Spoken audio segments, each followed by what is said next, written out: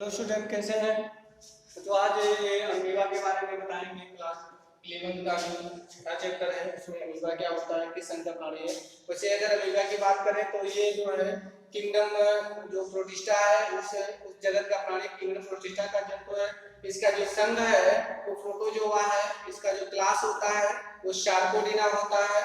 गण जो होता है वो अमीबाइडा होता है और जो श्रेणी होती है वो अमीबा होती है। और स्पीसीज जो होती है वो जो जातीय नाम होता है जिसे हम प्रोटियस, जो स्पेसिफिक नहीं होता है वो प्रोटियस होता है। हम इसके आकार की बात करें तो ये बहुत सूक्ष्म होता है। ये 0.2 से 0.6 मिलीमीटर व्यास का सूक्ष्मदर्शी जंतु होता है जो भूरे रंग का चमकीला जेली पदार्थ के रूप में होता है जो पाया जाता है। इसकी आकृति जो होती है वो अस्थायी होती है, इसका कोई निश्चित आकार नहीं होता है। इसमें पादाव जो होते हैं जो चलने में इसकी मदद करते हैं, उंगलियों के समान जो संरचनाएं होती हैं वो पाई जाती हैं। उंगलियों के समान जो संरचनाएं उंगलियां जो होते हैं ये इसमें पादाव होते हैं जो इसके चलने में इसकी मदद करते हैं, जिसे हम क्या कहते हैं, स्यूडोपोडिया कहते हैं, जिसे हम स्यूडोपोडिया के नाम से जानते हैं, है ना। ये स्यूडोपोडिया होता है जिससे ये गमन करते हैं। इसमें एक लेटरल लेयर जो होती है वो भी पाई जाती है। इसके अंदर जो है बहुत सी संरचनाएं, ये इस तरह का जो पदार्थ होता है वो बना होता है ना। जो इसमें छोटी छोटी चीजें और भी होती हैं, कुछ के में जो होती है बैकवर्ड्स जो होती है ग्लोब्यूल्स, है ना। ये जो होती है वो वाटर ग्लोब्यूलस होते हैं, है ना। इसमें एक बड़ी सी संरचना होती है जिसे हम क्या कहते हैं, न्यूक्लियस के नाम से जानते हैं। जो बड़ा सा केंद्रक होता है वो पाया जाता है। और इसके अलावा इसमें जो है बहुत छोटी छोटी संरचनाएं जो होती है वो पाई जाती है, जिसे क्या कहते हैं, फूड बैकवर्ड्स के नाम से जानते हैं। ये जो संरचनाएं होती है वो क्या होती है, उसको हम फूड बैकवर्ड्स के नाम से जानते हैं, यानी कि खाद्य धानी कह सकते हो, खाद्य रिक्तिका कह सकते हो। खाद्य रिक्तिका के रूप में ये पाई जाती है। इसके अलावा इसमें जो एंडोप्लाज्म होता है वो भरा हुआ होता है इसमें, है ना। ये इस तरह की जो संरचनाएं इसमें भरी होती है वो क्या होती है, एंडोप्लाज्म होती है। एंडोप्लाज्म जो होती है वो पाई जाती है ना।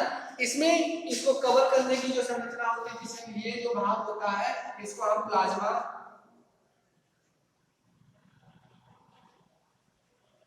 मेम्ब्रेन के नाम से जानते हैं। ये प्लाज्मा मेम्ब्रेन होती है जो इसमें पाई जाती है, जो इसको कवर करने का काम करती है। इसके अलावा इसमें जो है जो एक्टोप्लाज्मिक जो रिग्स होते हैं, है ना, धारियां जो होती हैं वो इसमें पाई जाती है। उसे हम क्या कहते हैं, उसको हम एक्टोप्लाज्मिक रिग्स के नाम से जानते हैं, है ना।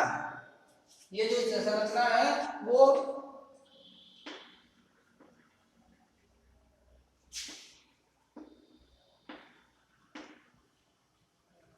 एक्टोप्लाज्मिक रिग्स जो होती है वो पाई जाती है। इसके अलावा इसमें जो क्यूटिकुलर, है ना, जो कॉन्ट्रकेव जो बैकवर्ड्स होती है ना, वो ये यहाँ पर पाई जाती है।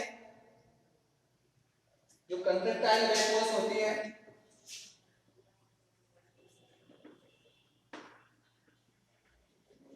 जो कंट्रेक्टाइल बैकवर्ड्स होती है वो यहाँ पर होती है, वो पाई जाती है। हम देखते हैं कि ये जो है ये मोटे होते हैं, ठूंठ के समान में जो होता है, जो इनका पाला होता है वो निकला हुआ होता है ना। इनमें चिपचिपी झिल्ली नुमा संरचना होती है, इसे हम प्लाज्मा लेवा के नाम से या जीवजन कला के नाम से जानते हैं। कोशिका जो द्रव्य है बाहरी झिल्ली, है ना, जेली जैसी वल्कीय अस्तर या एक्टोप्लाज्म, और भीतरी जो कणिका में संरचना होती है जो सरल मध्यपिंड अर्थात एंडोप्लाज्म में विभेदित होती है, बटी हुई होती है। इसमें जो एंडोप्लाज्म है उसमें एक बड़ी सी संरचना होती है जिसे हम क्या कहते हैं, केंद्रक कहते हैं। और इसके अलावा इसमें कई अन्य छोटी छोटी संरचनाएं जो होती हैं जिसे हम क्या कहते हैं, खाद्य रिक्तिका कहते हैं, जिसे हम फूड बैकवर्ड्स के नाम से जानते हैं, वो पाई जाती है इसमें। इसके अलावा इसमें एक बड़ी सी कुंचनशील जो रिक्तिका होती है वो भी पाई जाती है, जो इसमें होती है। बड़ी सी कुंचनशील रिक्तिका होती है जो इसमें पाई जाती है। कुंचन से रिक्तिका द्वारा जो प्राशरण की क्रिया होती है ना, ऑस्मो रेगुलेशन की क्रिया जो होती है उसका उस पर ये कंट्रोल किया करते हैं। इनमें पोषण की जो प्रक्रिया होती है वो जंतुओं के समान होती है। भोजन अंतर ग्रहण करना, पादापों की सहायता से चलना, है ना, ये सारी चीजें इसमें होती है, इनमें पाई जाती हैं। इसमें पाचन की क्रिया जो होती है वो जंतुओं के समान, है ना। पाचन जो है जलयुक्त जो खाद्य रिक्तिकाएं होती हैं के रूप में होती हैं।